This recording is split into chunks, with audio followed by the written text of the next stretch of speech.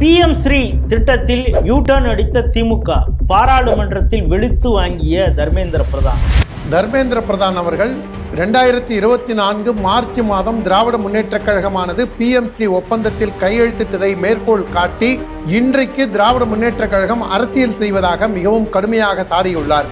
திராவிட முன்னேற்ற கழகமானது தொடர்ந்து கீழ்த்தரமான வார்த்தைகளில் பாராளுமன்றத்தை முடக்கியும் பொய்யை சொல்லியும் அரசியல் செய்து வருவதால் அவர்கள் நாகரிகமாக பேச வேண்டும் என்று சொன்னதை இங்கே திராவிட முன்னேற்ற கழகமானது தமிழர்களை கேவலப்படுத்தி விட்டார்கள் என்று மறைமாற்றம் செய்கின்றார்கள். வழக்கம் போல் திராவிட முன்னேற்ற கழகத்தை தர்மேந்திர பிரதான் அவர்கள் சாடியதை ஒட்டுமொத்த தமிழர்களை சொல்லியது போன்று பொய் சொல்லுகின்றது இங்கே திராவிட முன்னேற்ற கழகம். நாகரிகத்தை பற்றி யார் வகுப்பெடுப்பது என்று வேண்டாமா?